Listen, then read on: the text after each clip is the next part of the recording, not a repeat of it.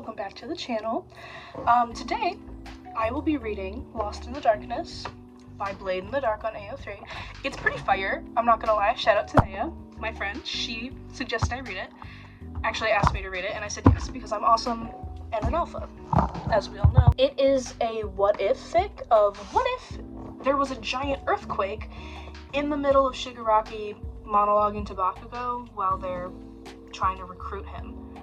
I think it's pretty good. I haven't read all of it, but I'm reading it for you today. Let's get started.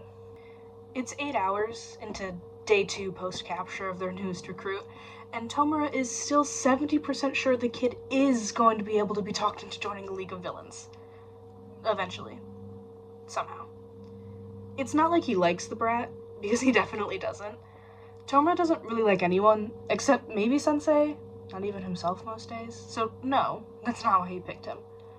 But it's also not totally out of cruelty either. It's niceness.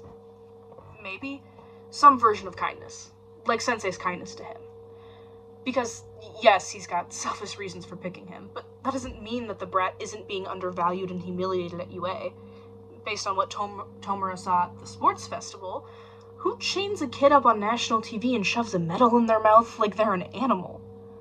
The League of Villains might murder people, but at least they still treat the people they murder like they're humans, not dogs. They have standards, thank you, All Might and the rest of Hero Society. Unfortunately, the brat's proving a bit harder to convince than expected. Far from falling on his knees and weeping from gratitude at the rescue and at the out he's been offered from a life of brainwashed martyrdom, the fuck, is what the brat says, accompanied by doubtful squinting. When Tomura patiently explains to him that shoving medals in people's mouths and humiliating them on national TV is a thing decent people don't do. This some good cop, bad cop shit you're trying? Cause it ain't working. I don't know what pampered hole you spawned out of, but that shit's fucking normal. How else are they gonna show everyone they're in charge unless they string up the people who challenge them and make everyone else watch and throw stones at them? It's not normal, Tomura insists. When you don't want to do something, you have the right to say no and have people respect that. That's the sort of society we are going to create. Eventually. Probably. After some good old-fashioned revenge and murder. What? You mean I can say no, I don't want to be a fucking villain or be sitting in this chair right now and you'll let me go? The brat asks cynically. Well, no, Tomura admits. But that's different. The brat rolls his eyes. Dabi, the traitor, snorts. And, okay, the 70 does drop to a 69% certainty, but Tomura is still very confident whatever brainwashing they've drilled into the brat at UA to make him think this way will be reversible. More importantly, if the top hero of his year turns villain and agrees society sucks, UA will probably have to close and All Might will be one step closer to being ruined. This makes it worth suppressing the nagging urge to disintegrate the child and keep trying to convert him. Tomura launches into Monologue 23. It goes about as well as its predecessors, and somehow what's supposed to be a speech for an audience of 9 has become an actual audience of 0. Because Dabi is nodding off, Twice and Himiko are playing cards, Mr. Compress is shielding them with Dabi's badass long coat, which he's appropriated through unknown means, possibly in the hope that Tomura won't see and therefore won't disintegrate them for their blatant disrespect. Spinner and Mange are making Kirigiri get them drinks, and the brat Tomura is trying to save from UA's brainwashing and give an out to that's better suited to his talents than dying/hurting his family and himself just to help other undeserving people and enable their selfish reliance on heroes, is staring blankly at the floor. Like counting cracks is more interesting to him than listening to the various ways heroes have ruined society and made it suck. But Tomura's confident. Annoyed, but confident. He's so confident that he, well, isn't paying attention to the news. Despite alarmed note that's suddenly sharpening the reporter's voice, or the way his kidnappee's eyes snap up and glue themselves to the screen over his shoulder, sharp brows drawing into a frown. 2 minutes later, it happens. One moment, Tomura is partway through reminding the brat he's the main attraction here, thank you, and not the TV behind him. The next, there's a loud rumble, and the whole building is groaning and shaking. It shouldn't be a problem. This is Japan. This is obviously an earthquake, and there are earthquakes every other week. Even the non-heroes know that when an earthquake happens, you lift your cups, hold onto something solid, and maybe take refuge under the doorframe if you get really concerned. And it's just business as usual when the tremors stop. It really shouldn't be an issue. Unfortunately, though, when Sensei chose this bar, it's starting to look like he didn't pick it for its compliance with building regulations, because very, very ominous cracks are forming through those bricks. And, damn it all, Tomura likes this place. This is his home. How dare the roof be cracking over something as trivial as this? Don't you dare, Tomura commands, with a mixture of anger and dread, fixing a glare at the slow crack that's forming on the roof above his PC, his damaged All Might poster, his favorite office chair, while his brain stutters, stuck somewhere between, what do I do if the building falls? Can I disintegrate it before it kills us? And what if the heroes investigate this? And what if this is widespread and Sensei's medical gear is affected? What if Sensei dies? The rest of the League of Villains are similarly alarmed. Even Dabi's on his feet and too distracted to mind his missing long coat, which makes Tomura think things are worse than the bad he's already semi-sure they are. And okay, maybe he's panicking. Not much, but slightly. Sue him! It's not like Sensei's given him a handbook for what he's supposed to do to deal with a crisis he hasn't caused. I think you should, Mange starts. She doesn't get to finish, because there's a deafening creaking and crashing as the floor and the wood give way at the same time, and Tomura loses sight of most of the League amidst the debris. He's aware of crumbling metal, loud roaring and shaking, a distant fear clawing up inside him at the knowledge that this isn't a hero attack. Whatever this isn't going to stop just because he's on a near death if it gets that far, and then he catches sight of Spinner. Bleeding from one arm, holding onto a jutting bit of rebar, is extending his whatever his weapon thing is, as the floor gives way and Tomura grabs it, and grabs his 15-year-old recruit's chair and... Oops. He shouldn't have used all fingers grabbing either thing. Under the panic, the hysterical laughter as dust slips through both his hands as he starts to plummet down into the gaping darkness of whatever the hell is underneath the bar Tomura lives in. Sliver that's left of his sanity criticizes him. Can't you even get this right?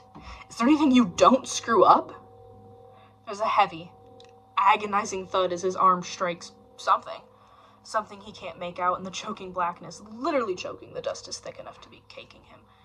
And he thinks he's also smelling sewage, but it's hard to be sure because Father's hand is doing a good job of blocking it, and distinctly he thinks he hears a second pained grunt not his own, and his kidnappee sneer, "You lot really are fucking useless, aren't you?" The rest of whatever else the brat has left to say is lost in sudden pain as his head strikes something hard and sharp. Father's hand slips off his face. He can't catch it. And his world disappears into painful, terrifying blackness, and his ears fill with the sound of the distant roar of rushing water. His last, distant thoughts churning dully beneath the apathy are, "I want Father back. I hope you're okay, Sensei. I hope you find me." And maybe a little late. Maybe he's concussed, because in hindsight, it should really be coming first. Fuck, I hope my kidnappee also gets knocked out by this. I don't want to be clubbed to death by a 15-year-old with anger issues. That would be such an embarrassing way to die. Underground sewage network. Night. Unspecified number of hours after what is being dubbed by reporters as the Camino disaster. Everything stinks. Truly disgustingly, vomit-inducingly stinks. Tomura's quirk is decay, and he's killed his fair share of people, so he's not squeamish about death. He wears his clothes for weeks between washes without being bothered by it, too, and so he's always assumed he's largely immune to concerns about hygiene and germs. It is dawning on him now, as he lies partly submerged, waist-deep and sluggishly moving mixture of storm water and what smells like literal shit, that disintegration is an extremely clean method of execution. Doesn't leave any smell behind. Whereas this is akin to going swimming in a pit latrine. And Tomura finds he does, apparently, care at least a bit about hygiene because this feels, as the liquid, worse than liquid, laps against him, disgusting. Tomura holds his breath until he can't, half gags, and becomes abruptly aware as a spike of agony lances through him and he's quite literally pinned. by something that spread straight through his left arm, partly through his left side, and is attached to something heavy that feels like it's going to tear something that matters if he moves. He'd disintegrate it, but he has no idea if that will help. If it happens to have pinned an artery, he can't check though, because another problem, he can't see. He can hear, though, the distant screech of rats, water, sewage trickling, his own labored breathing. He's missing the family, too. There's 14 parts of him that are feeling too light, too exposed, and he wants to scratch his neck, or his wrist, or his face until the clawing feeling of unease slithering beneath the pain goes back to being manageable again. It's a bad habit. A bit too late to change bad habits this late in the game, though, isn't it? Where are you, Sensei? Where am I? He tries his other arm, and it cooperates, wet and heavy, and the stink gets worse when he scratches, which means he's probably smearing literal shit over his neck right now. Pathetic, is what it is. If he moves, he'll tear his arm and his side open. If he doesn't, he'll starve. Either way, there will be 10 million germs fighting it out to be the germ that infects his limbs and sends them black and rotting. Die fast or die slow.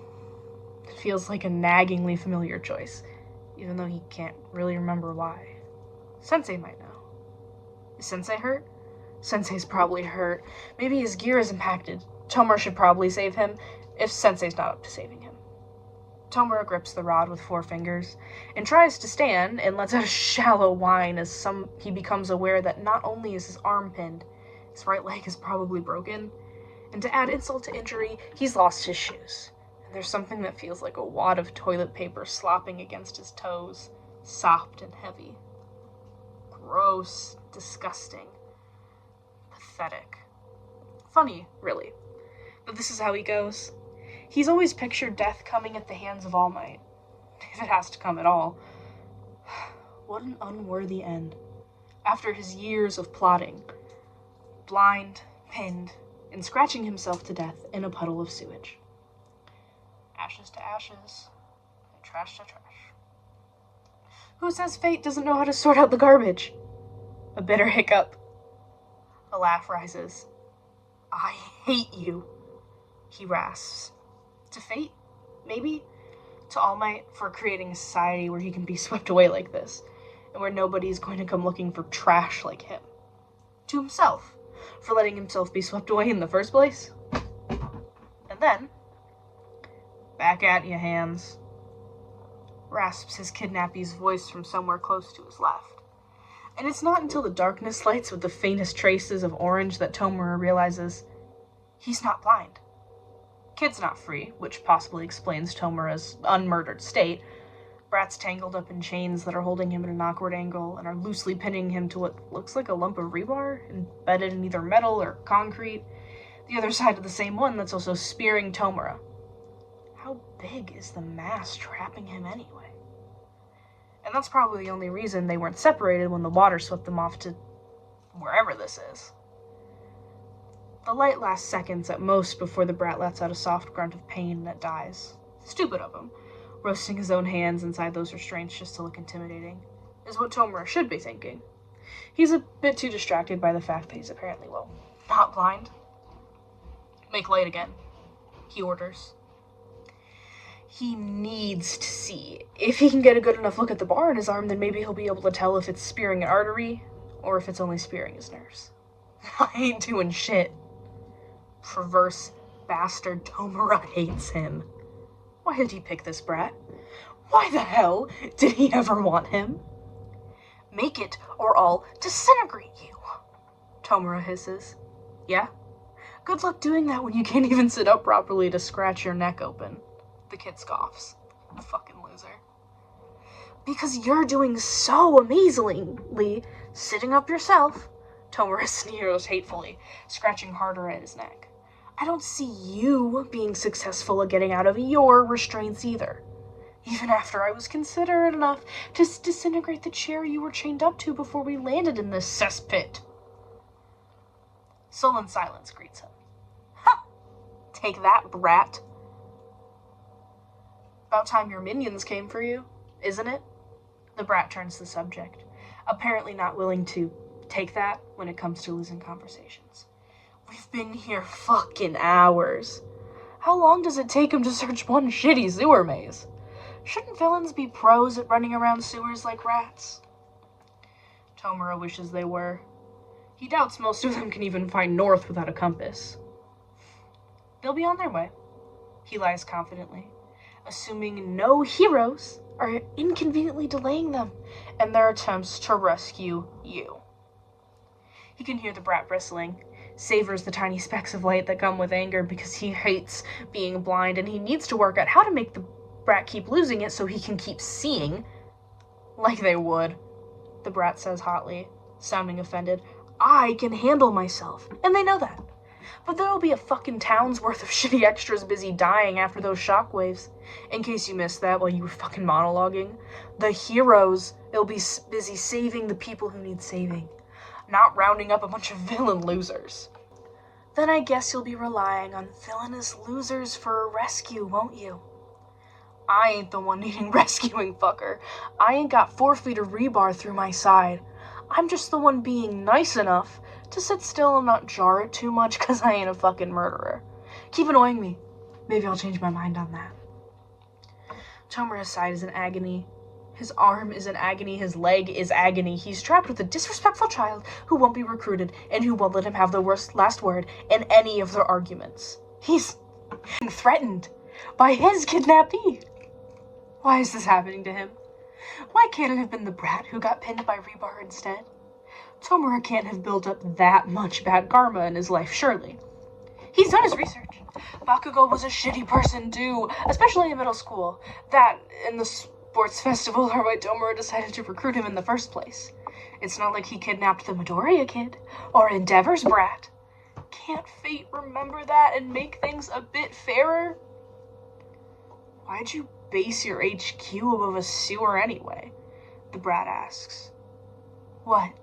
Whining about your surroundings, aren't you? I'd have thought you'd have been used to sewage, seeing as you spent nearly an hour choking on it on national television. Tomura sneers, pettily, determined to have the last word at least once. In hindsight, maybe he shouldn't have. He can't decide if he's still trying to recruit the brat or not, but he's leaning towards a definite no when the brat moves like he's lunging for him, gets jerked back by his chains, and jolts the concrete lump. The total inhuman bastard. What the hell was that tripe he spouted about not wanting to murder Tomura? And sends a knife of agony followed by a flood of wet, treacherous blood spurting down Tomura's entire arm as the rod slips and tears. Tomura manages to bite back most of the scream. And oh, when he's free, when he lives, if he lives, he's going to tear out the brat's brains and feed them to a Nomo he's going to. Light. Blessed light. The kid's fearlessly close enough to disintegrate, twisted at a terrible angle that has to be killing his back. And he's squinting as Tomura's blood splatters on his face. Shit, is the kid's assessment, spoken clinically and devoid of even one scrap of proper empathy. Tomura can't find it in him to disagree. How long does it take for you to bleed out from a splintered artery anyway? Can he at least kill the kid before he goes? Oi, hands? Kid sounds like this isn't the first time he's spoken, which, on some distant level, is worrying.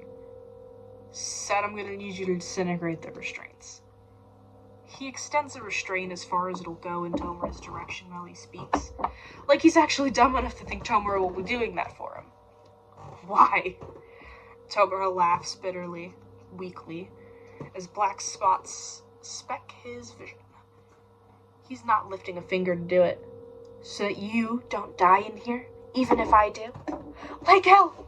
Die and rot and suffer, little hero. You deserve to. It's your fault I'm dying like this.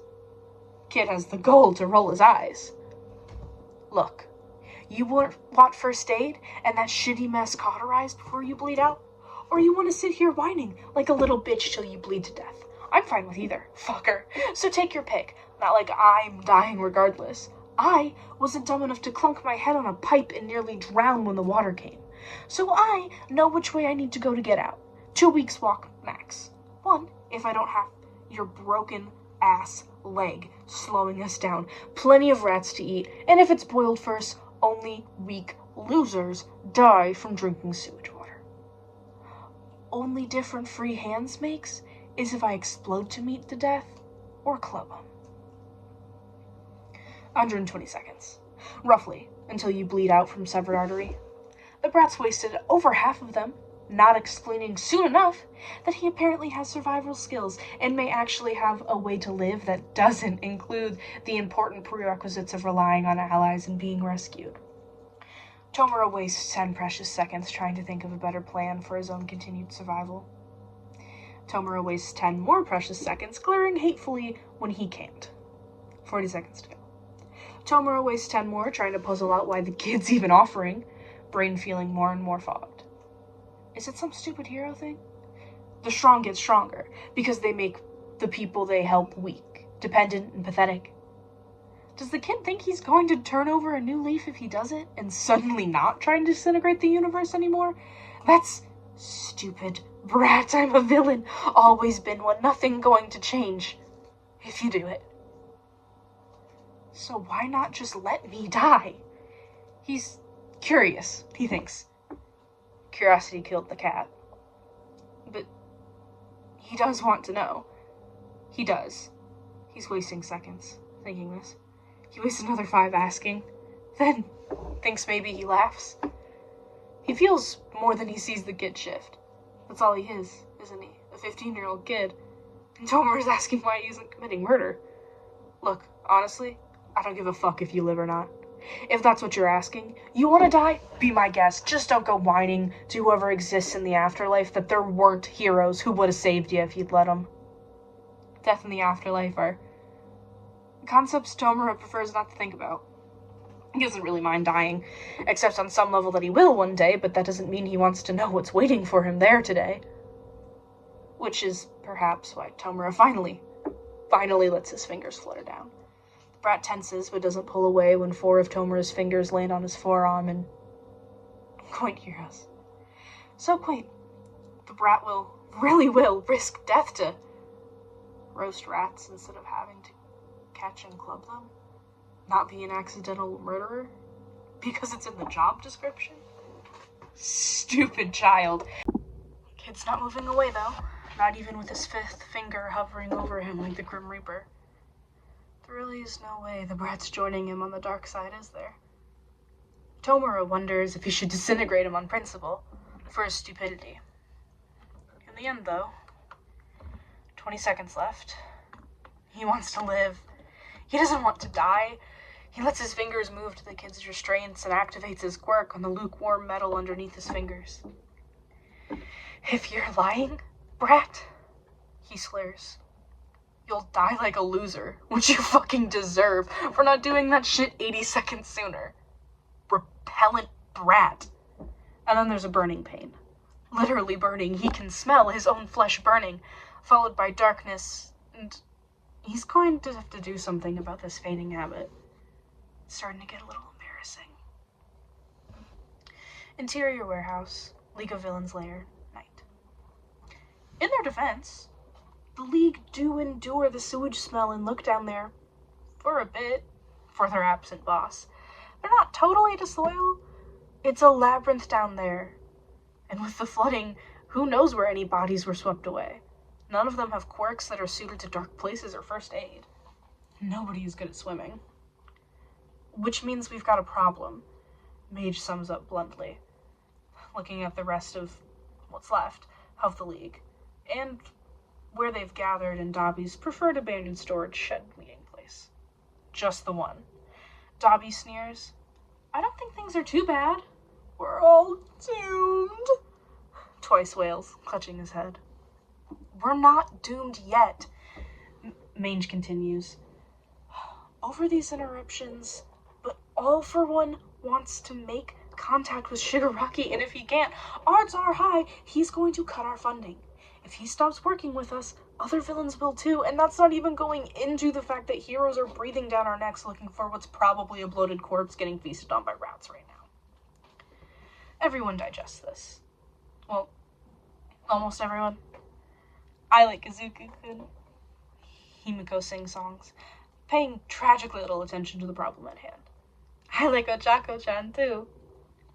Spinner sighs and points out that none of this would have happened if they'd just listened to him and followed Stain's principles and not gone around kidnapping school kids in the first place. We need to do something, Dabi says. Something aside from uselessly assigning blame, that is. That we do. But what? Mr. Compress wonders, deftly plucking hay out of his boots, cruelly throwing the ball straight back into Dabi's court, and looking at him expectantly. Bastard. It doesn't take Dabi long to realize the rest of the League of Villains are also looking at him with identical expectant gazes, because apparently voicing an opinion means he's leader material, no matter how useless said opinion is. Which is fair. It is their only criteria for following Shigaraki, after all. That and the all-important funding. Still, Dabi finds himself thinking what a shame it is that dear old daddy never set the bar so low for being pleased with him. Maybe if he had, Dabi wouldn't have spent the last 4 years of his life plotting how best to roast the bastard. For now, Dabi decides after a minute or two of consideration. Twice, you got the brat's measurement while he was in the chair, right? And of our illustrious leader while he was monologuing? Twice allows this is indeed the case. 2 field attempts. Note to self, do not use maximum firepower on hostile clones. And 1 or 2 minutes of undignified dogpieing later, Bakugo is safely bound and in quirk restraints. Sadly, Twice cannot control his clones who retain their original personality and power with lower HP, and clone Bakugo is just as interested in blowing them up as actual Bakugo had been, and is cursing at them just as belligerently as his more durable counterpart. And Dabi is only slightly sweating when Clone Shigaraki goes to report to All For One that he blacked out for a bit there, but it's situation normal with the League of Villains. Fortunately, All For One seems to buy it. So, Dabi can only hope, do the heroes. When a full week later, Dabi tells Hawks, their shady as fuck new contact, who Dabi unfortunately finds he likes just enough to be willing to pretend he doesn't see straight through what the hero's up to, that he's had a crisis of consciousness. He hasn't. And that he wants to free the school kid who Shigaraki's losing his patience with. This part is true. They've gone through 3 Bakugos so far because the little shit doesn't know how to hold his tongue, and Shigaraki's never been his strong point. Dabi knows he's only a clone. But the little shit always looks so fucking shocked whenever he starts to disintegrate into mud. Like he honestly believes he's invincible. And Dabi's kind of sick of it. You sure you'll be okay doing that? Hawks asks, twirling a feather thoughtfully. I'm not going to admit I'm doing it. Dabi rolls his eyes languidly. Obviously, not like our dear leader spends every waking moment monologuing at the brat. Not since the first time he disintegrated him, anyway. Now he just treats the clone like it's an experiment for what things will work on the real Bakugo, which is both better and worse. Not like the clone knows it's not real. Hawks eyes Dabi a bit longer, like he's not sure if he's willing to admit his true colors. But apparently Dabi must look nicer than he is, or it's the fact that the kid's a kid that does it. Because Hawks agrees to make the transfer, and not 2 days later the headlines, the ones not talking about the damage that the unexpected earthquake did, or how amazingly All Might is for saving many people from a crumbled office building, are flashing with headlines about the kid's safe and triumphant return, thanks to a That's Classified operation headed by the tireless Hero Public Safety mission. Even when the new dorm system is introduced, Hawks never comes chasing Dabi for the real Bakugo, so Dabi silently thanks his lucky stars that clone Bakugo apparently makes it a priority never to take damage. He doubts this plan would have held up 3 seconds if it had been Midoriya he'd tried it with. To heroes with healthy self-preservation instincts, Dabi toasts to the stars in a peaceful, dingy, abandoned warehouse, drinking alone. Funding secured. Heroes no longer breathing down his neck. Conscious no longer being unnecessarily triggered by kids. Alignment safely neutral evil. Dabi finishes his sochu and gives himself a mental pat on the back and congratulates himself for a job well done. Now he can get back to the real job he joined the League of Villains to do. Revenge on Daddy Dearest. Assuming Hawk stops ambushing him and distracting him with idle chit-chat and bad jokes long enough for him to plot anything. Because post-freeing Bakugo, Hawk has taken disturbingly often to treating Dobby like he's not evil and like they're friends. Dobby will have to do something about that too, eventually. Underground sewage network. Night. 5 hours post the Camino disaster. There are shitty days. And then there are days when you're stuck fuck knows how deep in the sewers with the whiny villain you were dumb enough to be caught by, who's more useless than Deku back when he was a Deku. Trying not to think about what the old hag's gonna say when she sees these clothes, trying not to think about the nagging pain in your leg because not like there's anything here to split it with, and if shitty Deku walks on broken bones, so can you. Trying not to think about how much this whole place smells like choking on sludge, trying not to think about what it felt like 10 minutes ago to be reaching into the hole you made in someone else's fucking body, and trying to find where the fuck the tear in their artery is, trying not to think about how still they are and how you can't really hear them breathing because you're 80% sure you just accidentally killed them. Stop being a pussy. Your Lord Explosion Murder, he's a fucking villain. He's a fucking creep who stalks shitty Deku at shopping centers and hurts Sensei. Who gives a shit if he dies? Katsuki, apparently, based on the way his hands won't stop fucking shaking. That doesn't mean shit, his ego attempts to reassure him. That's just muscle strain. Sure. Muscle strain. Katsuki thinks back at it sourly, from sitting, chilling for 3 hours waiting for a lame-ass villain to wake, just so you can go and tear that shitty rod straight out anyway. And shit, they say your first kill's the worst, right? This is all this is, right? If he accidentally, or deliberately, kills more people as Lord Explosion Murder, it's not gonna feel like this, right? Is this why asshole Gina sent him that look when he told him his hero name? It's not gonna feel like this because he's not gonna die. You're amazing. You did first aid perfectly. If it dies, it'll be because of infection, not because of you.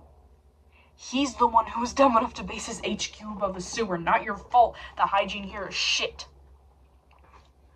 Exactly. Right.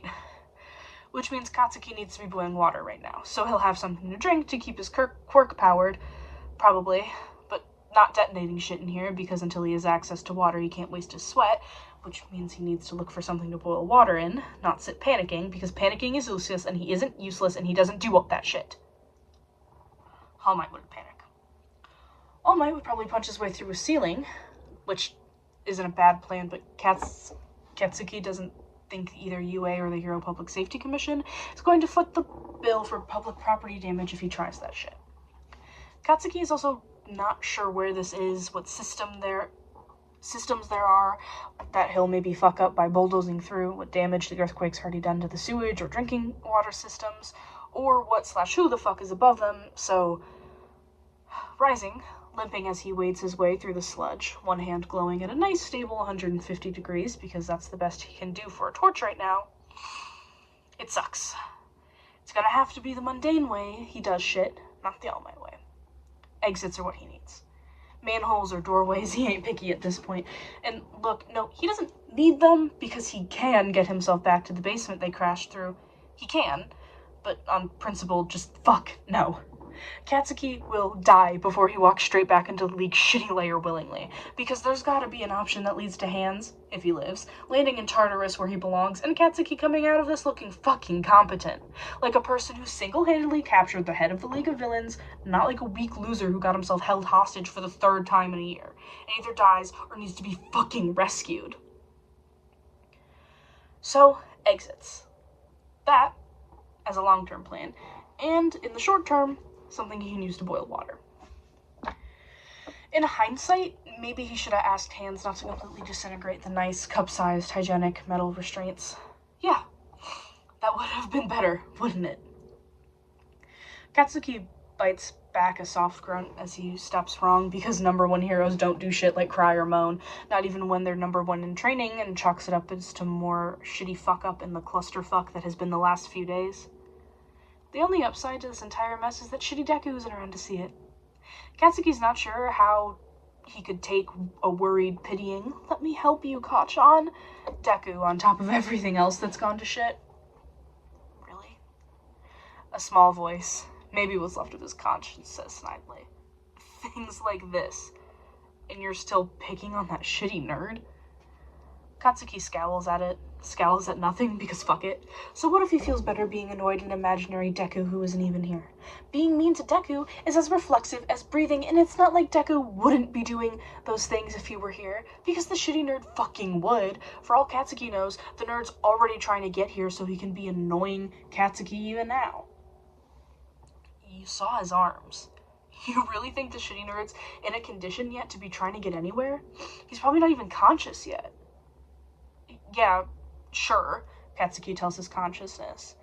But his conscience has seen shitty Deku. Deku's a self-destructive, suicidal little shit. And if you tell Deku that there are two paths to a nice, peaceful inn where he can rest for the night, one way through a nice, peaceful forest and one way through swimming through lava, shitty Deku will, without hesitation, and for no apparent reason, take the lava. Case in point, the fact that he still doggedly persists in his one-sided efforts to be friends with Katsuki, even though there's now a class full of nicer, better alternatives he can befriend who didn't bully him for the last 11 years for being a quirkless loser. That just means he's a better person than you are. The fuck he is! Whose side is Katsuki's consciousness on anyway? Katsuki is fine as a person. Kinda. Even if he's not, though, it's shitty Deku who's too nice, not Katsuki, who's more than averagely horrible. That's what the old hag used to tell him at middle school, isn't it? No, Katsuki, the losers who can't score more than 70% of their tests aren't pathetic. No, Katsuki, you're not allowed to look down on other people just because you were lucky enough to be born smart and born with a good quirk. They're not pathetic, they're normal. And no, Katsuki, the old hag isn't gonna buy you All Might toys or say, well done, when you've aced something, because you only do badly when you screw up or don't try. There's nothing you can call doing well when 100% is your baseline minimum. Shitty extras get rewards for doing better than 50% because 50% is their default, so they actually had to work to be where they are. Well, by that logic, which sucks, since born awesome or not, Katsuki's pretty sure he's worked hard plenty, but Katsuki's had to live with it, so even if it sucks, it should be consistent. Then Deku was born nice and Katsuki wasn't, so it shouldn't be Katsuki who gets told, well done, by his conscience every time he doesn't punch Deku in the face. Stupid, predictable Deku, always happy, cheering Katsuki on, eyes shining a tiny bit like they do when he's watching an All Might video. Until Katsuki gets his opponents down and they start crying, and then suddenly Deku has the guts to bound forward, scared and shaking and disapproving. Like he's the hero and Katsuki's the mean one for not giving a shit if his opponents are leaking water from their eye sockets and wants to finish things properly. Shitty nerd. The fuck does All Might see him in anyway? Okay, you're just being petty. And, okay, that's fair, but so what if he is? So what if... Katsuki freezes, suddenly jolted out of these musings because shit. Is that a skull? Fuck. Katsuki thinks it might be. Fuck. Katsuki forces himself forward, inching closer, and it's filthy, it's been picked clean, but it's human. Don't think about it. Been dead for months, going by how clean it is, nothing to do with you, so why the fuck is he picking it up? Because it's probably some shitty extra with a family who wants to find it and needs to bury it, and since you don't have a phone to call it in, you need to bring it back and report because you're a fucking hero. So stop fucking shaking over a piece of shitty bone. The shitty extra who fucking died gets to be traumatized, not you. Right. Okay. Okay. The fuck does he carry it in? Not like he's got pockets. Whatever, he'll find something. There'll be a garbage bag that was swept down a drain or something. He'll find something. He's not gonna lose like the skull did. Dead body germs and sewage germs. Bacteria will be having a field day over hands' exposed cuts. His probably too. The fuck don't people drop more pats down here anyway? Be a lot more useful than dead bodies. Is it really too much to ask for some shitty nameless extra to have been fucking useful? Don't panic. Who gives a shit if he has to carry his skull around for a bit? Not worse than lugging around Han's dead body, which he's also gonna have to do if he botched his surgery. So what, if there's nothing to boil water in? You can live without water for a few days? Better. You're not a loser. You're not a fucking Deku, so keep it together. Katsuki keeps it together. 30 minutes of searching reveals no more skulls, no more rest of the body either, a few plastic takeaway containers. If he heats them carefully, water will probably boil before the plastic melts. A few rubbish bags. Thank fuck for the villains who litter, because Katsuki knows the heroes don't. No pots. Fuck that. No convenient drinking bottles filled with actual water. Double fuck. And then he strikes gold. Well, lead, maybe? Because there's a cluster of rats feasting on not a body, despite the rotting smell, just a rotting bag of rubbish, which is good because A, he now knows where the meat is, and when he's hungry he can go back to kill it, probably, but B, the important thing is that along with a lot of other things he doesn't want to think about, somebody, probably another villain because this shit's fucking illegal, threw away their old rice cooker instead of recycling it, and now Katsuki isn't complaining. Not one of those cowardly rats is willing to throw hands with Katsuki for it when he pops a crackling explosion, so the old rice cooker is his. Outside's cracked, but the lid is intact and the inner pot's removable, and Katsuki's hands make a better, faster heating pad than whatever trashy company made the rest of it anyway. As a third benefit, the whole lot, rubbish and rats, are now on some kind of raised platform, maybe a walkway before the pipes burst and the flooding came, so the sewage here is only an inch or so deep, which is a fuck ton better than wading thigh deep through fuck knows what, and trying not to think about the sludge monsters that are probably living in it. Moreover, if it's a walkway, and then if he follows it long enough, there will probably be an exit. And fuck, Katsuki could use a fucking exit yesterday. Hands still isn't moving when he gets back. Hands doesn't really move either, even when Katsuki hauls his useless ass over to be the raised platform so he doesn't die of hypothermia, if he hasn't already been murdered by Katsuki, either by tearing that rebar out in the first place or by moving him like this after. Because maybe the reason he's not waking up isn't that he's dead, it's just the sewage water's fucking cold. No, Katsuki isn't doing shit like sharing body warmth or using his hand as a heat pack to stop him from dying if it is that. Katsuki wouldn't do that shit, even for Deku. He might for Shitty Hair, because Shitty Hair wouldn't make it weird or cry about it, but Shitty Hair's nearly as tough as Katsuki is and would never need it. Hands doesn't get special treatment because Katsuki's not soft, and he doesn't give a shit if Hands dies. Hands can thank his lucky stars that Katsuki's a hero and is being nice enough to move him at all, and isn't just abandoning his useless ass to rot. Yeah, that's better.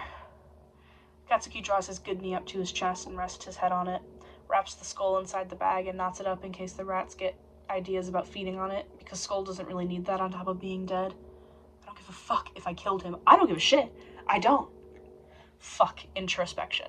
His leg hurts, this shit ain't working, and Katsuki doesn't do useless. Katsuki gets to work boiling water.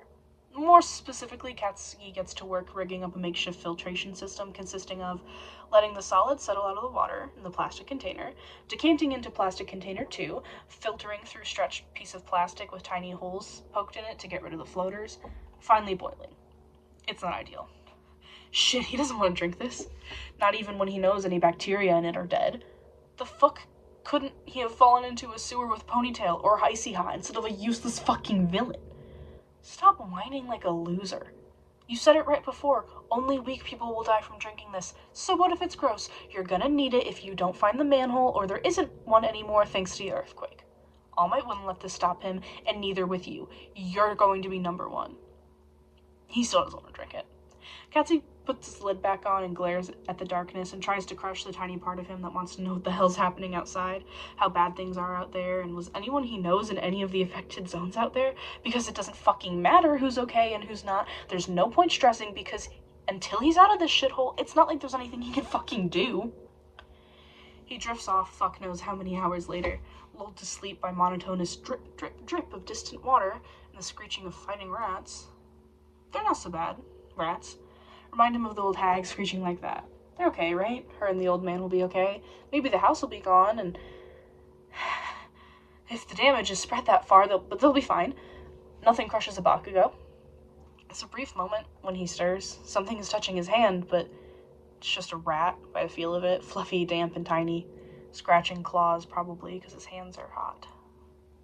Rats aren't like the old hag. They're also like Deku.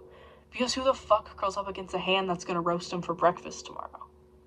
Dumb piece of shit.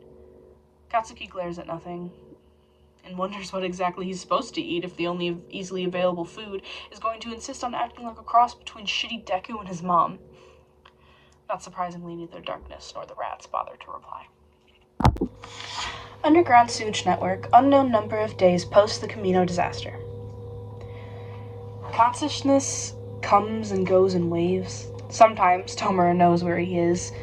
Wet, itching, thirsty, hungry, feverish. Sometimes Tomura dreams he's back at the bar, back with Kirigiri playing video games, pretending he's as deadly as the glass cannons he plays, that the bosses he's killing are All Might.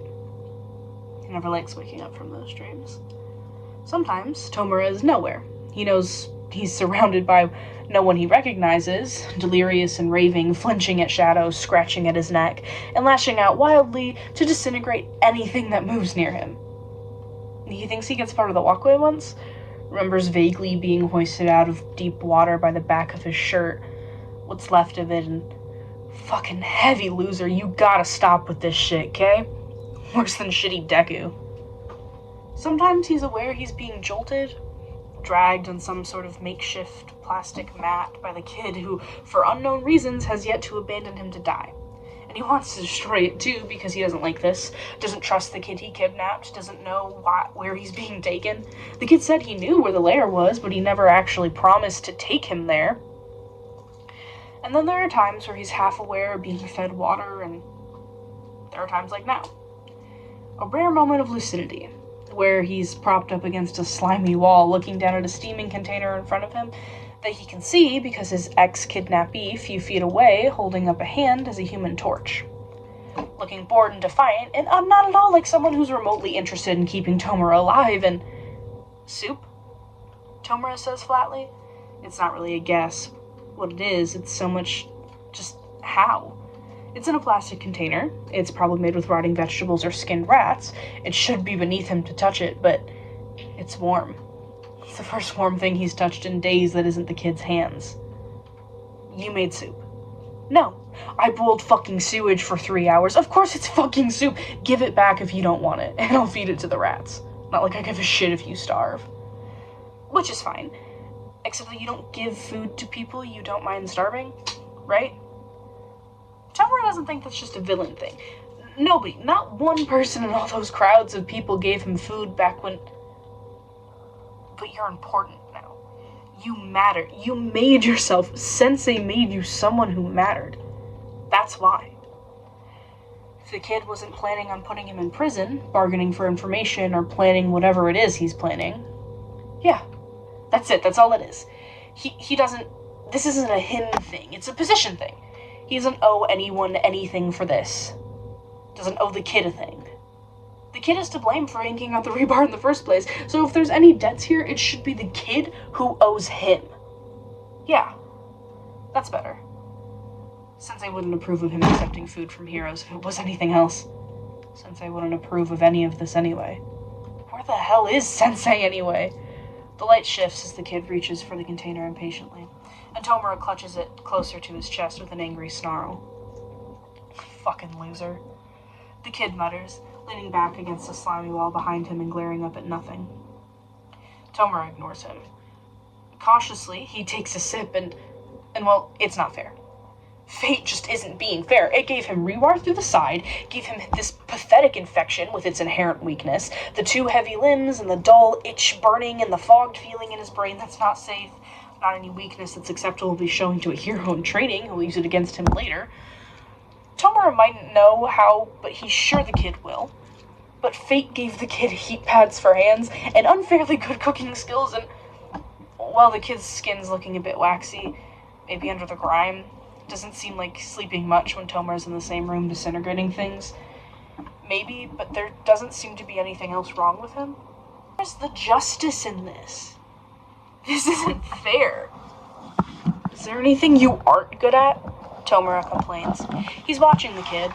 Kid's an enemy he wants to recruit, or maybe murder one day. Of course he watches, and it's only because he is that he spots the tiny please/hostile look that flickers in the kid's eyes for a split second before the kid's back to his usual default of glaring.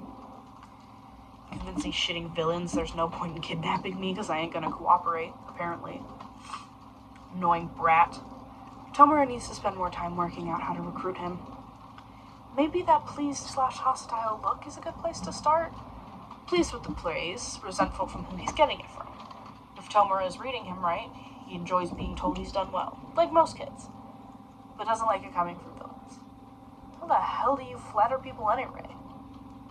Tomura might need to ask Sensei for tips, because Sensei flatters people all the time, and Tomura really doesn't do that tripe at all. Underground sewage network. Unknown number of days post the Camino disaster. Screw recruitment drives. Screw soup, screw the universe, everything hurts and everything deserves to die. And Tomura hates it here. In the darkness, hates the smell, hates the feverish shaking he can't stop, hates not being in control, hates that his ex-kidnappee is still sane, still moving, still knows where he's going, still has a better quirk for surviving this than he does. Hates that there's no one he can disintegrate to make himself feel better. And most of all, he hates that Sensei isn't here. Hasn't come, because Sensei always promised nothing was more important than Tomura. Like a barnacle on a cliff face, Tomura clings stubbornly to life, ignoring the battering waves of death. He has plans. He's going to die of glorious starvation an unspecified number of years in the future after he's destroyed every living thing in the universe, and that's left is dust. He's not dying of a pathetic infection, not before he kills All Might and the rest of Hero Society. He's stronger than that, better than that, more important than that.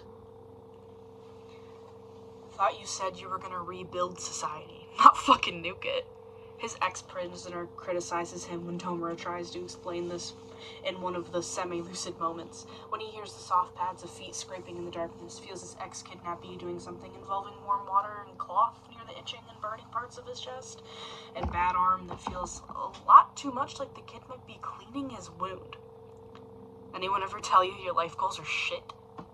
My life goals? Tomura rasps past the burning sting as the water scrapes away. Pus, sewage, blood are flawless.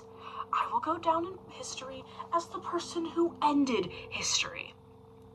Fat lot of use it'll be going down in history when there's no one left to read it. I don't need other people to define my success, Tomura sneers loftily.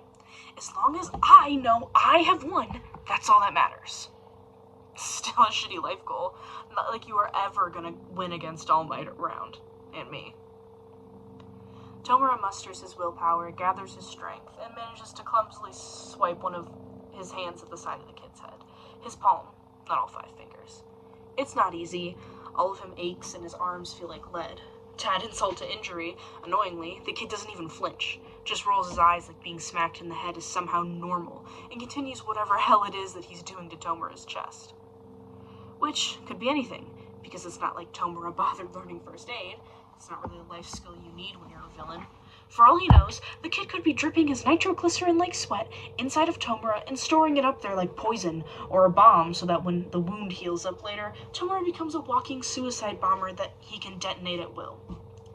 Tomura would like that to be what the kid's doing. He could work with that. He could recruit that. You're helping me anyway, he complains, because he has an awful certainty that the kid actually is. You're helping an evil person get stronger, which is basically the same as being complicit in one of my numerous future murders. Why can't you be my minion? Your logic is shit, Hands. Go hire another Nomu if you need muscle for your shitty league. You ain't gonna get me ever, cause I got loftier goals in life than ending up in Tartarus getting screamed during visiting hours by the old hag or cried at by shitty Deku. I don't want another Nomu, Tomura snaps, glaring. Sensei is already making plenty. I want you in my party, not them. You have a good quirk, your personality's perfect, and your potential is being wasted at UA. Kid's hands still for a split second before resuming. Sounds like something I should report. How many is your sensei making? The absolute little shit. How dare the brat? This? Millions, Tomura lies spitefully. What can being a hero give you that we can't? Winning like All Might and being number 1? There won't be a number 1 position to fill once I'm done remaking society. So being a hero won't get you there either. Seriously, think you got a snowflake's chance in hell of beating All Might? You can't even beat a few shitty bacteria. Where's your sensei make your Nomu anyway? Stop trying to milk me for information, Tomura snarls. I'm being serious. Fine. Sure, let's look at it. being serious, okay? Tomura waits. I like blowing shit up. I like winning like All Might does, and I like murdering people who annoy me. Mostly all good, villainous traits. Tomura makes an encouraging noise. Now, if I'm a hero, I get a stable 13 million yen per year plus commission to blow shit up, win like All Might, and murder people who annoy me. I get to work a shift, I get to train so I stay in top form, and I get access to government-funded support gear and costume upgrades. Stain believed strongly that heroes should not work for profit. Tomura glares. If he had that kind of cash to splash, the first person getting a salary would be himself. Whereas if I'm a villain, the kid pushes on, ignoring that, I gotta go whining to you for pay or self-funded bullshit, winning and murdering people who annoy me. I'm stuck hiding from CCTV, wearing shitty B-grade gear, and instead of being able to work normal hours and stay in top condition, I get to work 24/7, no days off, and I get to be a weak loser who catches shitty infections when I get stabbed in shitty places like you are. Sounds like a fucking A+ trade to me. Wonder why it is I'm not jumping up and down asking you to give me that shitty contract so I can sign my life away. Tomura bristles, glaring. At least we are being villains for ideals, not profit. Ain't it better if heroes do it for profit? No shame in being rescued by someone who fucking owes it to you because you fucking pay taxes for their salary. Feels like shit to be rescued by someone who doesn't owe you shit and is just doing it to be nice. Tomura glares more. Because what the hell is it exactly that the Brack thinks he's doing if it's not exhibit feels like shit? I haven't paid a single yen of tax in my life. Tomura sneers. Yeah? Doesn't surprise me. I'll make sure to report that too, so you can go to jail for tax evasion as well as kidnapping. Tax evasion. Tomura hates him. Hates. Tax evasion? He's a murderer. Thank you. He's a cold-blooded, ruthless, remorseless killer and... Tax evasion. Tomura, stiffly, laboriously, rolls over, giving the kid the literal cold shoulder, and comforts himself by silently, imagining slowly, flake by flake, cell by cell, disintegrating the brat to death. Underground sewage network. Unknown number of days post the Camino disaster. Tomura wakes up to the sound of an explosion, the smell of fresh blood, and a high-pitched chitter and danger. All Tomura's senses are screaming that he's to kill, destroy, obliterate. He's wrapped in something sticky and restrictive. For a moment, he thinks the brat did it, got a hold of duct tape or something until there's another explosion, and in the light he can make out a spider-like, multi-armed monstrosity that's got the kid partly wrapped in its webbing. Is that what he's feeling? And is using 4 of its upper arms to force the kid's arms down to stop the explosion so it can line up the best angle for sinking its dripping mandibles into its neck. And in hindsight, of course, in a habitable sewer, there won't be only ones who live here, of course. Is this why the kid keeps moving them? This is not the first time they've been attacked. Some scientist has been very creative. The spider thing's skin is tough as leather, and it's doing an extremely good job against those explosions.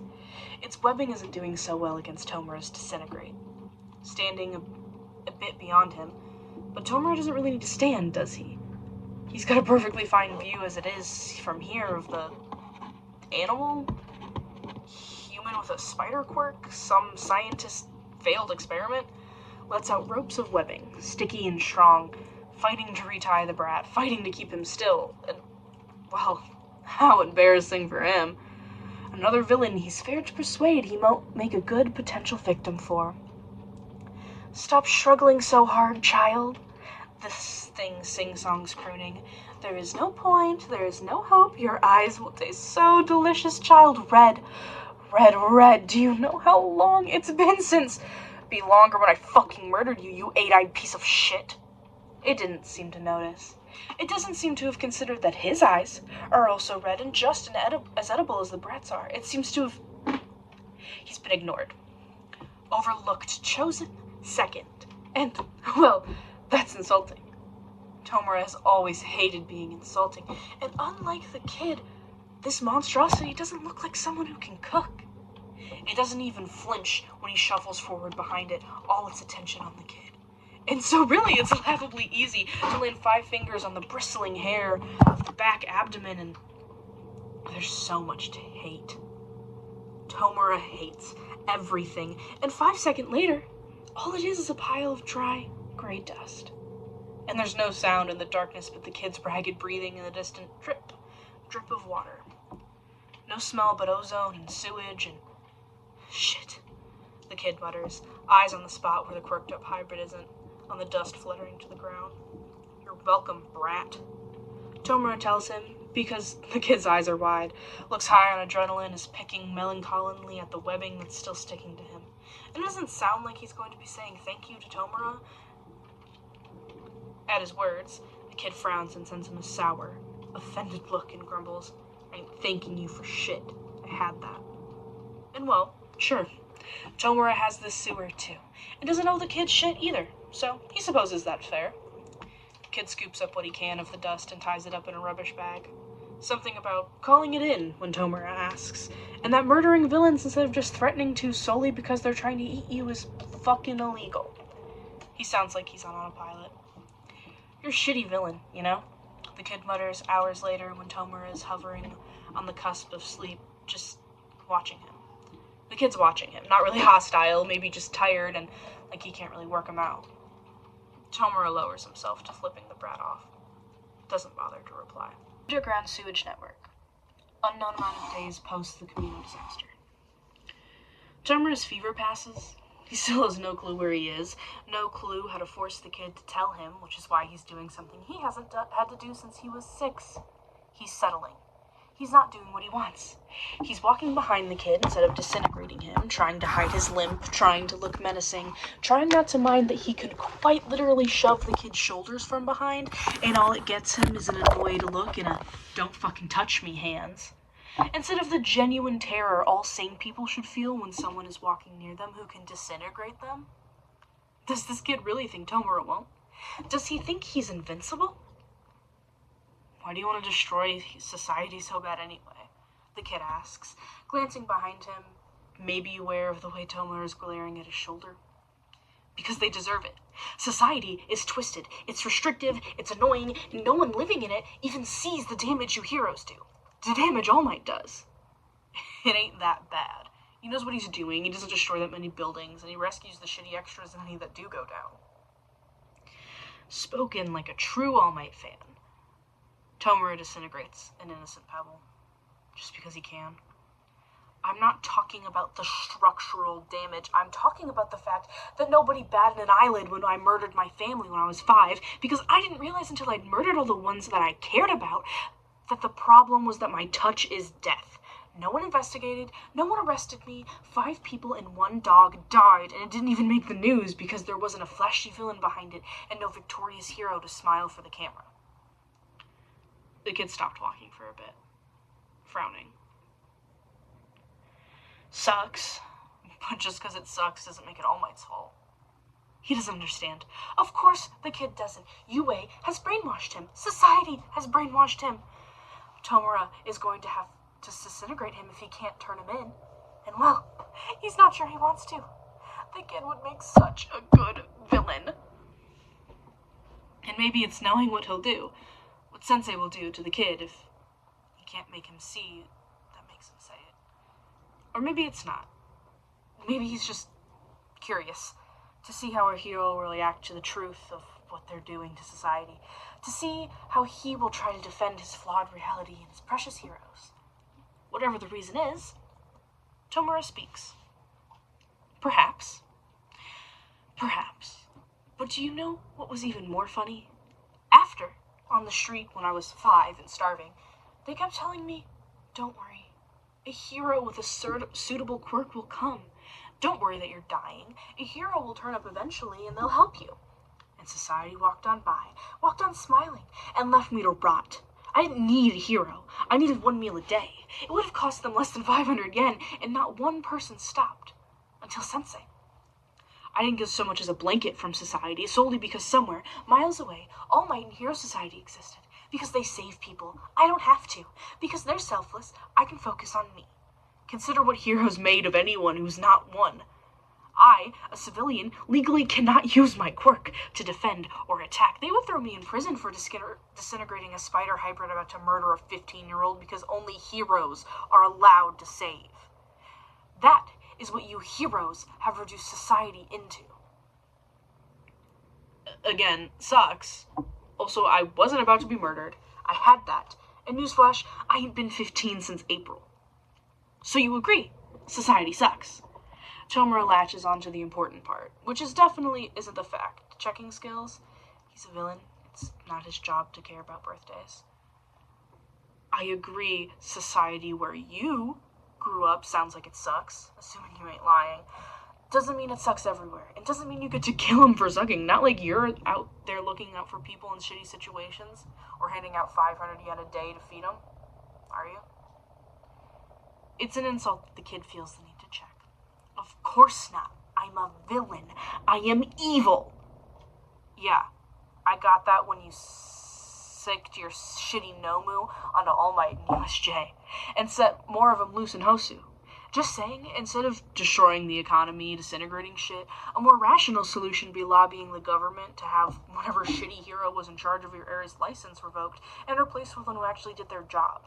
Maybe also start an orphanage for kids who accidentally kill their families in quirk-related accidents, and make sure they get quirk counseling early, so they grow up knowing that this shit happens to other people too, and that killing someone with their quirk by accident when they're 5 ain't actually their fault. There's a nagging feeling of annoyance. These aren't solutions he wants. What he wants is something a little less, let's be rational, a little more, you're right, let's burn down the world. Tomura scratches his neck. Scratches more because he doesn't remember Sensei mentioning that these options existed. But that's probably because they're terrible options. Tomura doesn't need a therapist to indoctrinate him with society's beliefs, and starting an orphanage isn't going to change society. That's going to make society think, oh, how terrible that happened there. Our heroes would never let that happen here, and nothing will change. Society needs to be destroyed. Society needs to go. Not that being rational is your strong point. The kid tacks on, after a while, insultingly. I can be rational. I am rationally working out how to destroy the world just fine. Tomura snaps. I am rationally working out how to be number 1. Doesn't mean I can't multitask and feed 5-year-olds in my free time if I want to. Fed you for days, didn't I? And gonna stop me from being number 1. Whatever the kid can do, he can do better. But he can't do that. Tomura wonders, would Sensei approve? Sensei is always telling him he should do whatever he wants, but Tomura usually wants to destroy people in general, and heroes in particular. He hasn't wanted to do anything that isn't objectively evil in, well, ever. Focus, that's the sort of things heroes do. I am chaotic evil, Tomura reassures himself. I am destruction. I am a villain. But if he's attempting to bring down society where only heroes do this, then isn't bringing society down if the villains do it? No, I'm chaotic evil, Tomura reassures himself. Chaotic evil people don't help small children, and he's a fugitive anyway, without any access to funding. Sensei helped you. Sensei was also a fugitive. If you joined the League, I would let you start helping one and run one. Tomura bargains. If you shut down your shitty League, got therapy, and served your prison time, you'd be out in 10 years and you can get a fucking job and run it on your own. The kid returns, not even bothering to pretend that Tomura's very generous job benefits interests him. Because so many people want to hire an ex-criminal they'll die from holding hands with, and entrust young, impressionable children to them. Fair, the kid allows, after a moment of consideration.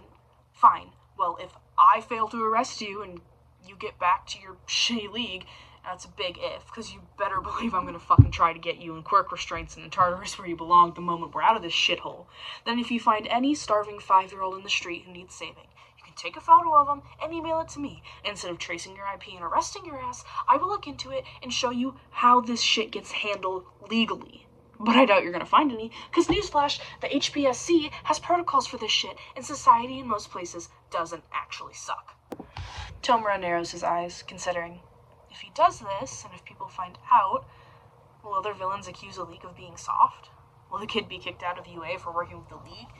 If he is, will he have anywhere to go that isn't the League? Yes, a definite con. But also, yes, and no, respectively. Sure. Fine. I am chaotic evil. Tomer reassures himself for the second time. I am destruction. This is an evil plan I'm plotting. This is a valid evil recruitment effort. Helping small children is just a side benefit. You can help small children be evil. Sensei is evil, and he helped me. There's a tiny fission of something, though. Something not totally like apathy. Something not believing, but curious. He's curious. The kid's wrong about society. Has to be, because the society he says exists is nothing like the society Tomer experienced, and it's nothing like the society Sensei told him about, but he sounds so confident. So sure that letting other humans starve just because they deserve it isn't what people do. So sure that, just confident in general that he's right, and Sensei and Tomer are the ones who are wrong.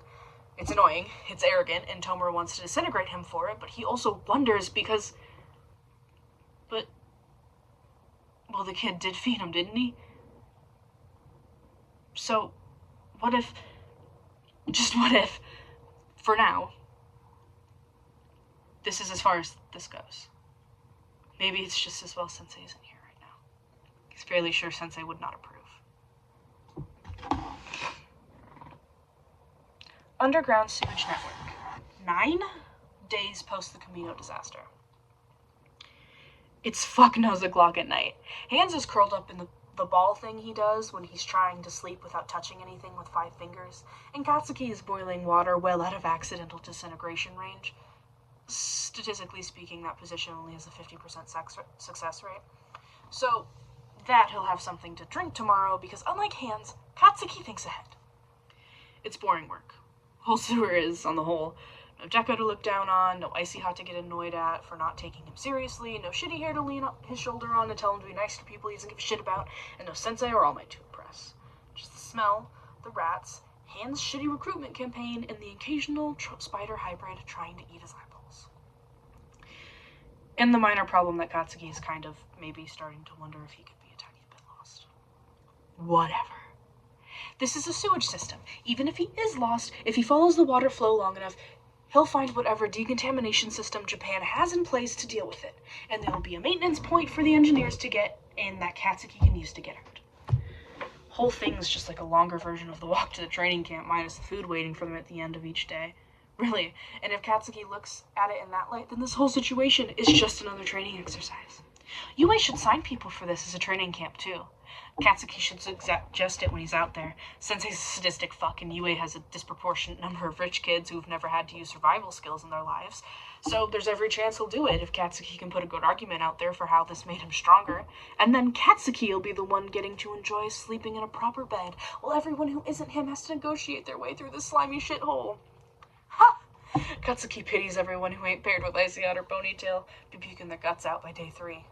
Sensei should pair those two up together, too.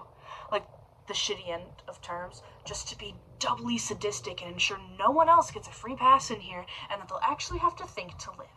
Katz is going to suggest that as well when he markets his idea.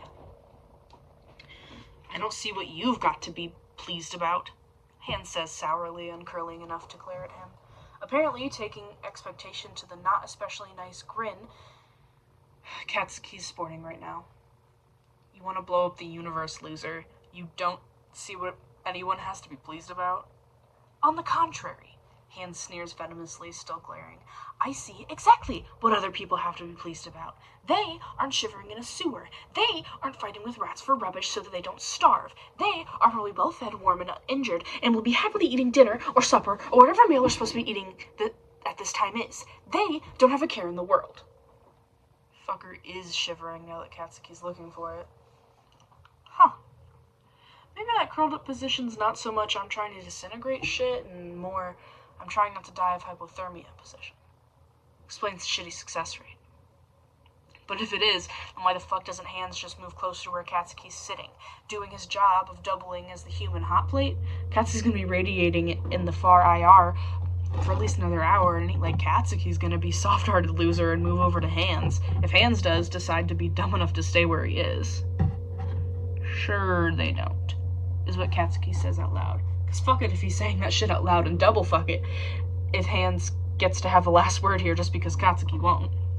Because unlike every other earthquake ever, this one grew conscious and decided only the shitty villain later had to go, and that all the other shitty extras 2 houses over didn't get so much as a rumble. No one lost their homes or their possessions in this quake. Gotta ask why none of the other natural disasters we've had in the last century decided to be this considerate. I hate you, Hans mutters. Katsuki rolls his eyes. Stop trying to recruit me, loser. No one forced you to kidnap me. Stop trying to talk me out of recruiting you, Hans snaps sourly, sitting up a bit and starts scratching his shitty neck. It won't work. I am the PC, and this is the party, and eventually you are going to join me. Fucker is literally shivering, and he still ain't moving so much as an inch closer to the heat source. Katsuki's incompetence detection radar is triggering. If you're the PC in this shitty game, then I'm the badass named non-recruitable that everyone wishes they could pick the same face and voice as, with the unlikable flag set by the devs because I'm marked essential. And the game ain't got a future without me. You ain't touching me ever, and I ain't joining your shitty party. Hans stops scratching. Not long. Maybe 3 seconds or so. But he stops. You play video games too? I do everything, fucker. And I do it all with an A+. The poisonous look comes back with a vengeance. How did you even survive childhood? Hans complains waspishly, returning to scratching with a vengeance. My father would have beaten me to death if I had shown 1/2 of the disrespect to my seniors. He'd have done it if I'd been as disrespectful as you are to anyone. I survived because society everywhere doesn't suck, and unlike your dad, neither of my parents are a piece of shit, Katsuki tells him bluntly, because wasn't Hans, all of 5 when he got his quirk? Had his shitty quirk accident, got kidnapped off the streets, and probably brainwashed by the creepy loser who is now making an army of no-moves for him? Who the fuck beats up their 5-year-old kid before they even got their quirk to challenge him? Not even the old hag does that. She might smack him sometimes when he's being a little shit, or she thinks he's being a little shit, or he might be about to be, but that's just because he usually is, and she's cementing her place as the person who gets to call the shots in the house. Not because she doesn't love him, or is gonna beat him to death or something. The old hag has ethics. Even Icy Hot's shitty dad was only a piece of shit in the name of training. And shitty or not, it worked, didn't it? The only reason Katsuki's #1 right now is because Icy Hot doesn't give enough of a shit about being #1 to try. And that triggers his incompetence detection radar too.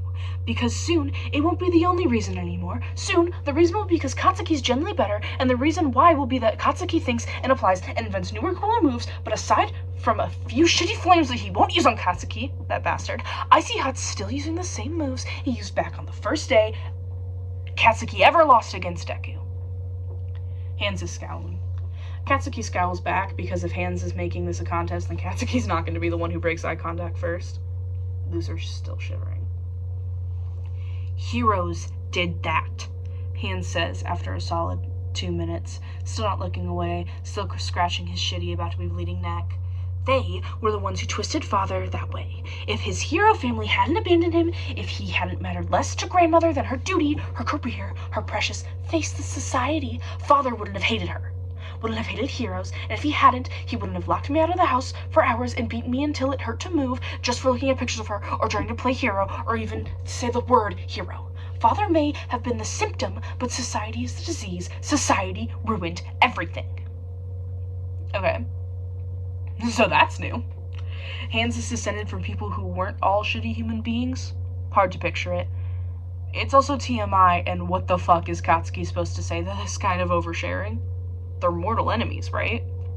Maybe there's some kind of semi-truce thing happening for now, where Katsuki doesn't blow Hans' pinky fingers to neuter him while he can't defend himself because that feels too much like cheating, and Katsuki plays on the hardest, no reloads thank you, and where Hans doesn't try to turn Katsuki into dust while he sleeps in return because Hans is a delusional idiot who still thinks he can turn Katsuki into a shitty human being as he is. But the moment they're not in here, anything Hans says is going straight back to the police. UA and HPCSC. Hans fucking knows that, right? He's gotta know that Katsuki doesn't give a shit about him. Hans is looking fucking expectant, though. And shit, as the hero, Katsuki is 60% sure he doesn't get to just pretend he's gone deaf from close exposure to one too many of explosions and act like he didn't hear that. As the hero, Katsuki's gonna have to dredge up some kind of response.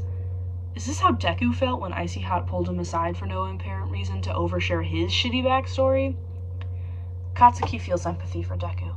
Genuine, Real solid empathy for shitty Deku.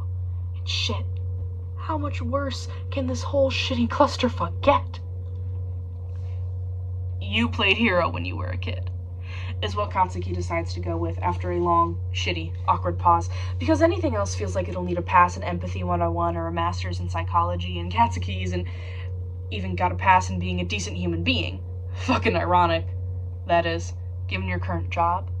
Which hero you play? Hands gives a short, bitter laugh. Who do you think? The fuck should Katsuki know? The only hero Katsuki ever bothered playing was All Might? A vein in Hand's temple twitches, but the shitty villain doesn't deny it. You're fucking kidding me, Katsuki says. Cape and all? I will murder you, brat. Katsuki snorts. Sue him, tragic backstory or not, Hosu or not, it's hard to be intimidated by a Hands who apparently used to run around with a cape when he was 5 and quirkless, playing at being All Might like shitty Deku. How old even is Hands? His face is all shitty and weird, so Katsuki's not really getting a read on it, but he's not really acting like a mature adult and Lord of Darkness and Evil should act. Katsuki originally had him pegged as maybe 30, but he's starting to wonder if the loser's even 20. Society is rotten, Hands says, with warped convictions, eyes glittering with malice. How old are you anyway? Katsuki asks him. Older than you, brat, so treat me respectfully and listen. Ain't like I got much of a choice, have I? Not like I can tie you up and gag you with your quirk. Society, Hands ignores this loftily, is rotten. You say it's not.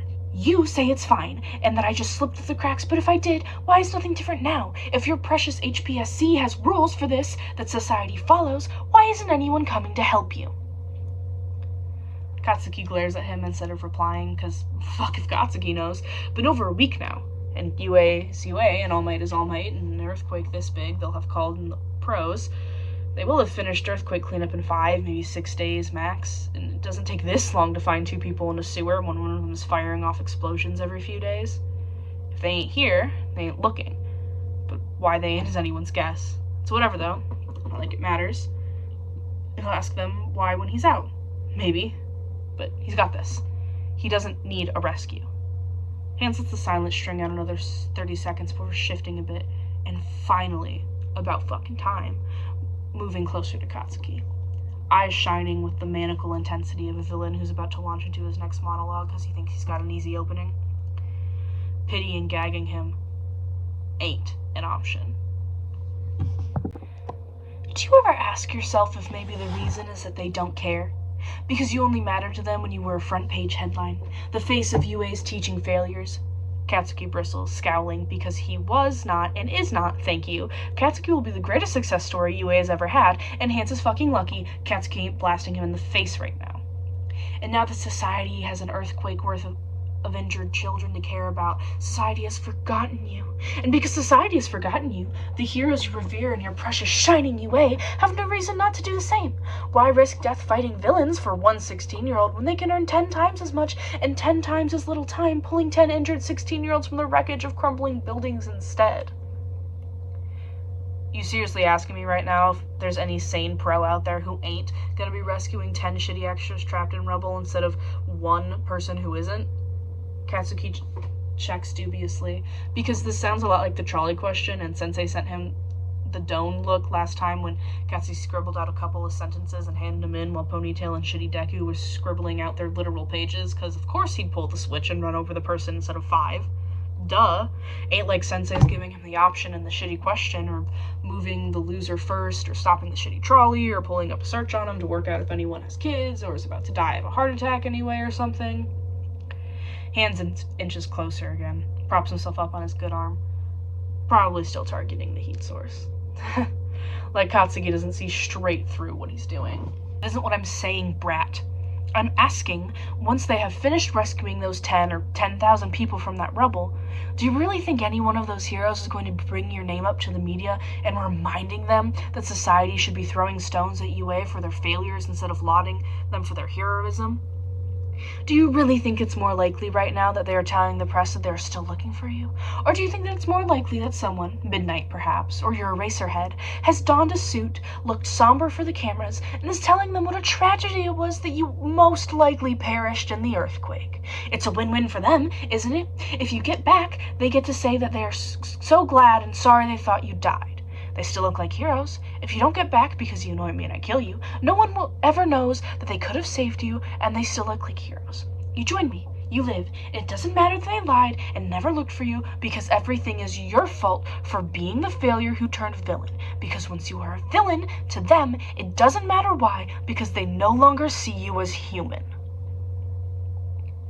Really getting into it, ain't you? If you ever quit being a villain, you should apply for a teaching job posing ethical hypotheticals so you can watch a whole class of students squirm and shit themselves trying to work out how they can answer without being shitty human beings. Sensei in a suit, though? Fuck. Now that shit I'd pay to see. Lightning Rod better fucking recorded it if he did. Hands makes a peeved, plaintive kind of noise and flops back to lie down again like Katsuki physically exhausts him. Doesn't it bother you that you were expected to die for them if they ask you to, and that they aren't even looking for you? It bother you your shitty league ain't looking for you? Yes! They should be. I matter. I know it, and they know it, and I have a right to mine. And if you joined me, you would learn that you had a right to mine too. We wouldn't abandon you or overlook you. We would treat you like how family should treat each other. Like you matter too. I already got a family, fucker. I don't need two. And when I die, it's gonna be at 70 plus of natural causes in a nice, comfy VIP ward in a hospital I own or funded, surrounded by my sidekicks and sidekicks' side tickets, telling me how much I meant to them all and how shitty their lives are gonna be without me, because they can't picture a world without me in it. Not like you. You'll be lucky if you don't bleed out alone in a shitty back alley from a knife in your back. The way you cut corners and skip out on background checks on your shitty recruitment campaigns. You got through even one shitty job interview in your life without trying to murder your recruits or them trying to murder you? If glares could kill, Katsuki's head'd be melting, because the hate Hands' gaze is burning. Hands gropes for a pebble with 4 fingers and throws it at his head, which is basically the same as conceding Katsuki won. Thought so, Katsuki says anyway. Hands rolls over and pettily turns his back on him. Because that's the thing you do when you're a villain stuck in the same sewer as the future #1 hero. Fucking loser. Hard to hate him, though. The offer sucks. But it doesn't suck to be wanted this persistently by a potential employer, even when as shitty as Hands. It's also kinda okay for a change to have someone not telling him his personality is shit and needs to be nicer, like Deku and shitty hair, or comb his hair more, or wear some shitty jeans if he wants them to stop looking at him like he's a disappointment or a problem and needs fixing. He's not gonna take the shitty job offer, he ain't fucking dumb, but it's just not the worst, that's all. Just sucks that the one person in Katsuki's life who doesn't seem to think his personality is shit and something you need to like in spite of, if they like him at all, is the resident psychopath who wants to nuke the universe. Maybe everyone else in Katsuki's life has a point and there's some kind of problem there. Whatever. Hands is still going to Tartarus. Underground sewage network. 10 days post the Camino disaster. Hands is still going to Tartarus, but as far as team-ups go Katsuki can grudgingly allow, it's starting to look like he could do worse than being lumped with the shitty monologuing loser. He's no ponytail. He can't sort through rubbish without disintegrating it, and his sensei is clearly spoiled and rotten, because Hands acts like you wouldn't know how to boil an egg without a video talking him through it. But rubble blocking the path? Disintegrate. Broken glass and jagged metal in the way of something? Disintegrate. Random monster who wants to feast on them? Disintegrate. Still fucking illegal. Random dead bodies they can't carry or gonna need to call in? Glower for a bit, except that Katsuki ain't leaving the shitty body, and disintegrate. At least once Katsuki's blown off one body part, like a finger or toe for ID later, just in case the police can't actually ID dust. Not like Katsuki has any clue how Hands' shitty OP quirk works. Katsuki doesn't have a clue if the DNA gets destroyed by that shit. So it makes more sense to keep them in separate bags, and one master bag with Skull, securely looped over his shoulder so he doesn't accidentally lose it while he's doing shit like cooking or climbing. I don't see why we can't just leave them here, Hands complains, slouching against the wall watching Katsuki work, scratching at his neck while he waits for it to be time for his part of the job. They are dead anyway, and their families are not going to thank you for cutting off one bit of their relatives and disintegrating the rest. Katsuki pauses in his efforts to send Hans up a doubtful look. Sure, Hans is the one who has actual experience with dead family members, but still, the fuck wouldn't they thank me? There's a 95% chance the families were going to be cremating them and sticking them in an urn anyway. This way they don't gotta see a bloated corpse or pay funeral fees. And they can stop worrying about if the relatives are or aren't dead. You've never had any family members die, have you, Brat? Hans says, narrowing his eyes contemplatively. So? Nothing.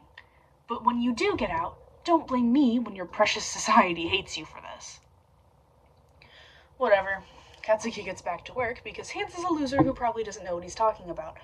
And look, Katsuki gets kind of that some people are probably sentimental about this shit, but rationally speaking, there's no one alive who'd actually prefer to be told their relative of or friend's body's bloated and floating around in shit somewhere getting eaten by spiders and rats instead of neatly right in front of them in a plastic bag. Not like Katsuki's the one who killed him. He would make such a good villain, Hans sighs once Katsuki's done, stepping forward and disintegrating body number 6. Remember that. When society does its best to lynch you for telling these people relatives things like, but dead bodies don't matter out loud, if you do say that to them, and remember that my doors will still be open for you, no matter how much society hates you. Fucking loser. Like Katsuki would have hands if he had a problem that needed more than a tantrum thrown at it. Katsuki sends him a look of scorn, knots up bag number 6, throws it into joint bag 1 through 5, and moves on. Underground sewage network. 10.5 days post-Camino disaster. The fuck? Katsuki says, most of today's goodwill forgotten. It's justified. The unimpressed, done look he's stealing from Sensei and directing at Hans is 100% justified because they're both kind of swimming right now, and 5 seconds ago they weren't. 5 seconds ago, there'd been a fucking walkway, and then Hans' sock got snagged on a bit of broken pipe, Hans' bare foot and 5 toes touched the ground, and you can activate your quirk through your toes? If Katsuki sounds envious, that's because he is. Icy Hawk can do hands and feet activation, Ponytail can, and now Hans can. Even Shitty Deku can. That's 4 people who can do what Katsuki can't, and that's 4 too many, because whatever they can do, he should be able to do better. Fuck the lot of them. That's what you're getting out of this, you little shit? He snarls venomously. I am swimming in sewage right now. You are swimming in sewage. Do something useful, like finding my sock before I disintegrate you, because I am not hopping along behind you for however many more days it's going to take you to get around and finally lead us out of here, assuming you ever intended to get around to doing that at all. The fuck is Katsuki supposed to know where Hans' shitty wet sock went? I can blast your pinky toe off if you hate hopping that much. Sounds like that fixed the problem just as nicely for you. Katsuki dodges a well-aimed splash of sewage to his face, which is fucking gross. Take that as a no? That's a try it, Brat, and I will reduce you to dust. Fucking loser. Katsuki's only just finished getting those wounds of his uninfected, though. And like how is Katsuki gonna waste his life, or his back, or ruin his leg more than it's already being ruined by walking on a broken, like, this hauling Hans' useless ass around twice if Hans picks up another infection. Katsuki murders shit. He doesn't score rescue points, thank you, he ain't Shitty Deku, and the 0 he got on his entrance exam for that category is the only 0 he's ever been proud of scoring in his life. It's the only 0 he's ever scored in his life, period. Katsuki gets to work finding the sock. He does find it, eventually. At least he knows now the 2 holes in it are intentional and not just yet another sign that Hans' shitty league doesn't have access to adequate funding. Katsuki spends most of the next night trying to willpower his feet into heating up so he can activate his quirk through his feet, too. Annoyingly, all he ends up with is a shitty temper and itching eyes from lack of sleep. His stupid feet refuse to rise in temperature so much as a degree. If you joined me, Sensei could teach you how to do full-body quirk activation, if that's the reason you're glaring at your feet right now, Brat. Katsuki redirects the glare at Hans instead. I only got one sensei, fucker, so you can tell your B-grade knockoff to go eat shit and die.